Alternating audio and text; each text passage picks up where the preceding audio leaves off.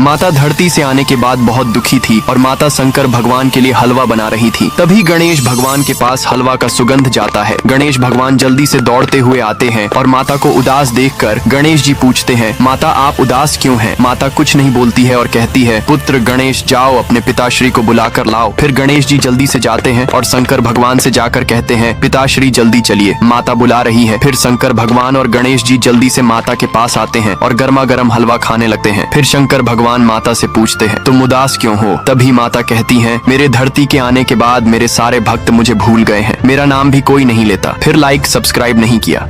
दिवाली आने के खुशी में हनुमान जी अपने दोस्त बंदरों के लिए गुलाब जामुन बनाने जाते हैं। फिर हनुमान जी गुलाब जामुन बनाने की तैयारी कर, तभी ये बड़ा सा राक्षस हनुमान जी को गुलाब जामुन बनाते हुए देख लेता है। फिर हनुमान जी गुलाब जामुन को तेल में फ्राई करते हैं। फिर फ्राई के बाद उसे कढ़ाई में से निकालते हैं। फिर सारे गुलाब जामुन को हनुमान जी एक एक करके सजाते हैं। फिर अपने दोस्तों को बुलाने के लिए दौड़ते हुए जाते हैं। तभी हनुमान जी को जाते हुए राक्षस देख लेता है। फिर राक्षस अपना छोटा रूप बदल कर जल्दी से दौड़ते हुए आता है और हनुमान जी के सारे गुलाब जामुन खाने लगता है। फिर सारे गुलाब जामुन खाने के बाद राक्षस वहां से भाग जाता है। फिर कुछ देर बाद हनुमान जी अपने दोस्त बंदरों के साथ जल्दी से दौड़ते हुए आते हैं और आकर देखते हैं कि उनका सारा गुलाब जामुन कोई खा गया है। फिर हनुमान जी गुस्से में अपनी शक्ति से उस राक्षस को बुलाते हैं और अपनी शक्ति से राक्षस को हनुमान जी मार देते हैं। फिर हनुमान जी दुखी हो जाते हैं। फिर लाइक सब्सक्राइब नहीं किया।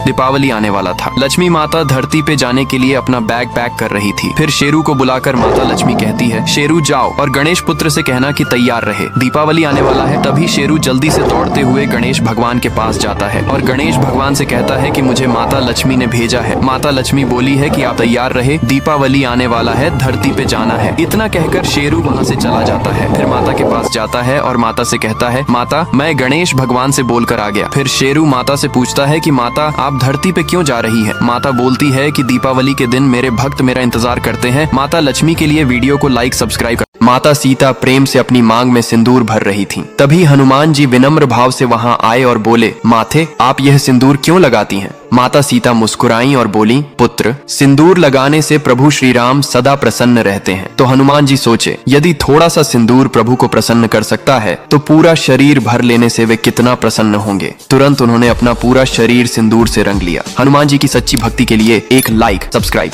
भोले बाबा कुर्सी पर बैठ के मजे से लैपटॉप चला रहे थे।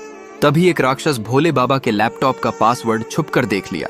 फिर जब भोले बाबा सो गए तब राक्षस एक साधु का भेष बना के भोले बाबा के कुटिया की तरफ आने लगा और भोले बाबा का लैपटॉप ऑन करके लैपटॉप से सारा डेटा डिलीट कर दिया। भोले बाबा जब नींद से जागे तो डेटा डिलीट देख के समझ गए कि किसी राक्षस का काम है ये। फिर भोले बाबा राक्षस को पकड़ के खूब मारा। लेकिन आपने अभी तक भोले बाबा के लिए लाइक सब्सक्राइब नहीं किया। भोले बाबा माँ पार्वती के लिए एसी लाते हैं। ये देख माँ पार्वती झूम उठती हैं कि तभी एक डायन सब देख लेती है। फिर रात होने पर भोले बाबा माँ पार्वती के साथ एसी में खर्राटे लेते हुए सो ही रहे थे। तभी वही डायन आती है और एसी को अपने बच्चों के लिए लेके सटक लेती है। फिर सुबह होने पर भोले बाबा देखते हैं कि एसी गायब है तो मुस्कुरा जाते हैं। लेकिन लाइक सब। गणेश जी के लिए भोले बाबा ने तरबूज के छिलके का कार बना के दिया। ये सब एक राक्षस छुप कर देख रहा था। जब गणेश जी और भोले बाबा सो गए तब राक्षस ने साधु का रूप बनाया और भोले बाबा के कुटिया की तरफ चल दिए। राक्षस ने गणेश जी का कार चोरी करके भाग गया और अपने बच्चे को खेलने दे दिया। गणेश जी जब नींद से जागे तो रोने लगा क्योंकि आपने लाइक और सब्सक्राइब नहीं किया।